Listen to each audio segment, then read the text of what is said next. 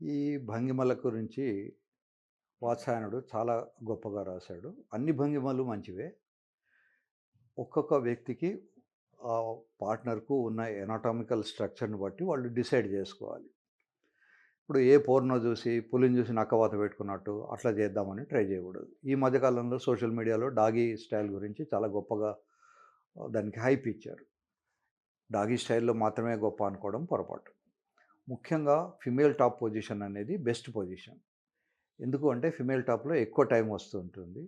Female తనకు కావాల్సిన పొజిషన్‌లో తను అడ్జస్ట్ అవుతారు.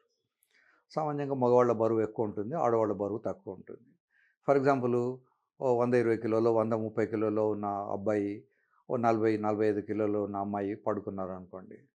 ఈ 100 కిలోల వాడు పైన పడుకున్నప్పుడు ఆ అమ్మాయికి ఊపిరాడదు. కనుక తోసేస్తూ ఉంటది. అదే అమ్మాయే గనుక పైన ఉన్నదనుకోండి, హ్యాపీగా తనకు కావాల్సినంత మూవ్‌మెంటు, కావాల్సిన పొజిషను తను మార్చుకొని చేసుకోగలదు. ఇది ట్రెడిషనల్‌గా కేరళలో ఒక ట్రెడిషన్ ఉంది. అక్కడ బెడ్‌రూమ్‌లో మంచం పైన ఒక తాడు వేలాడుతుంటది. అమ్మాయి, అబ్బాయి పైన కూర్చొని ఆ తాడు సహాయంతో చేతులతో పట్టుకొని ఆమె థర్స్ట్ ఇస్తూ ఉంటది. సో, అలాగే ఎప్పుడైనా ఫిమేల్ టాప్‌లో బెస్ట్ పొజిషన్. ఇకపోతే ఈ పొజిషన్‌లో చేస్తే పిల్లలు పుడతారు. ఆ పొజిషన్‌లో పిల్లలు పుట్టరు. తర్వాత మగ పిల్లవాడు కావాలంటే ఫలానా పొజిషను, ఆడపిల్ల కావాలంటే ఈ ఫలానా పొజిషను ఇవన్నీ కూడా మిత్స్. దీంట్లో ఏమీ నిజం లేదు. ఈ డాగీ పొజిషనులో చేయాలనుకుంటే అమ్మాయి హిప్స్ కొంచెం ఎత్తు లేకుండా ఉండి, అబ్బాయికి అంగం కొంచెం పొడవుగా ఉన్నప్పుడు మాత్రమే అది సాధ్యమవుతుంది. మరి పోర్న్‌లో వాళ్ళు ఎలా చేస్తున్నారు అంటే, పోర్న్‌లో మనకు మామూలు సినిమాలలో ఎట్లయితే యాక్టర్స్‌ని ఎన్నుకుంటారో అందంగా ఉన్న వాళ్ళను, వాళ్ళు అంగం పొడవుగా ఉన్న వాళ్ళను చూసి ప్రత్యేకించి సెలెక్ట్ చేసుకుంటారు. తర్వాత కొన్ని కెమెరా ట్రిక్స్ ఉంటాయి. వీడు ఒక 2 నిమిషాలు చేసినా అది 20 నిమిషాలు జరిగినట్టు వాడు కెమెరా సేమ్ ఫ్రేమ్‌ను రిపీటెడ్‌గా చూపెట్టడం వల్ల మనకొక భ్రాంతి కలుగుతుంది. వీడు 20 నిమిషాలు చేస్తున్నాడు అనే భ్రాంతి. సో, డిఫరెంట్ పొజిషన్స్ వాళ్ళ శరీర తత్వాన్ని బట్టి, వాళ్ళకున్నటువంటి ఫ్లెక్సిబిలిటీ ఫర్ ఎగ్జాంపుల్ అమ్మాయికి మోకాళ్ళ నొప్పులు ఉన్నాయనుకోండి. ఆ మోకాళ్ళ నొప్పులున్న ఆవిడను పలానా పొజిషన్‌లో కూర్చోమ్మా అంటే ఆమెకి ఇబ్బంది అయితుంది. కనుక ఎప్పుడు కూడా ఇండివిడ్యువలైజ్డ్ ఆ వ్యక్తికి, ఆ పార్ట్నర్‌కు ఉన్న ఫ్రీడము వాళ్ళకున్నటువంటి సంతృప్తిగా వచ్చేందుకు కారణమైతుంటుంది. కనుక ఎప్పుడు ఈ పొజిషన్ మంచిది, ఆ పొజిషన్ చెడ్డది అనుకోవడం పొరపాటు. అయితే ముఖ్యంగా పొజిషన్ కన్నా ముఖ్యమైనది ఫోర్ ప్లే. ఫోర్ ప్లే అంటే ఇప్పుడు మనం రన్నింగ్ చేసే ముందు వార్మప్ చేస్తాం. అలాగే శృంగారం అనేది ఒక రకమైనటువంటి రన్నింగ్ లాంటిది. రన్నింగ్ చేసినప్పుడు కాళ్ళు లాగుతాయి. శృంగారంలో కాళ్ళు లాగుతాయి. రన్నింగ్ చేసినప్పుడు ఆయాసం వస్తుంటుంది. బ్రెత్‌లెస్‌నెస్ ఇలా రన్నింగ్ చేస్తాం. శృంగారంలో కూడా ఇదే జరుగుతూ ఉంటుంది. మూడోది బాగా హెవీగా తింటే రన్ చేయలేరు. హెవీగా తింటే శృంగారంలో కూడా పాల్గొనలేరు. ఒక రౌండ్ ఆఫ్ రన్ కాగానే సెకండ్ రౌండ్ ఇమ్మీడియేట్‌గా చేయలేరు. మళ్ళీ సెకండ్ రౌండ్‌కు ఫస్ట్ రౌండ్‌కు మధ్యలో రెస్ట్ అవసరం. శృంగారం కూడా ఒక రౌండ్ తర్వాత సెకండ్ రౌండ్ ఇమ్మీడియేట్‌గా చేయలేరు.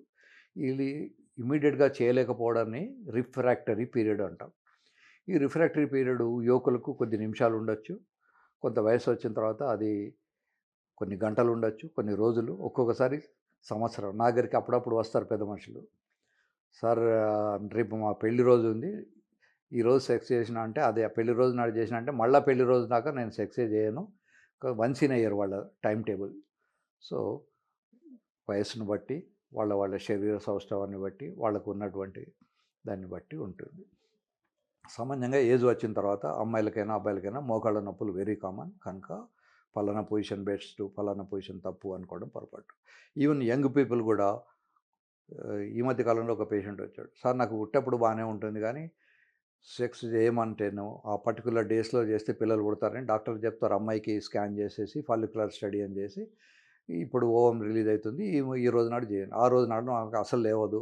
లేదా డాక్టర్లు అడుగుతారు సెమెన్ తీసియమని. నాకు ఆ రోజు నాడు అస్సలు రాదు అని. సో, అలా రానప్పుడు చేత్తో ఊపుకొని మీరు చెంచాలో మీ సెమెన్ బట్టి అమ్మాయి వెజైనాలో వేసినా అమ్మాయి గర్భవతి వచ్చే అవకాశాలు ఉంటాయి. కనుక పిల్లలు కావాలనుకుంటే కేవలం సంసారమే చేయక్కర్లేదు. సెమెన్ అందులో పడితే సరిపోతుంది. ఈ డాగీ పొజిషన్ గురించి మీకు ఇందాక చెప్పాను. అమ్మాయికి హిప్స్ ఎక్కువ ఉండకూడదు. అమ్మాయి బాగా ట్రైన్డ్ అయ్యుండి, తన బ్రెస్ట్‌ను మ్యాట్రెస్ మీద తాకేటంత వంగాలి. నడుము గూడా ఆమె లేపగలగాలి. ఒకవేళ ఆ పొజిషన్ చేయదలుచుకుంటే మీరు ఏదైనా ఫిజియోథెరపిస్ట్ దగ్గరికెళ్ళి, ఆ పర్టిక్యులర్ స్ట్రెచింగ్ ఎక్సర్సైజెస్ నేర్చుకొని అవి చేసుకుంటే మీరు ఎంజాయ్ చేయగలుగుతారు. అంతేగాని పోర్న్‌లో వాడు చేశాడు కదా! మనం చేద్దాం అనుకోవడం పొరపాటు.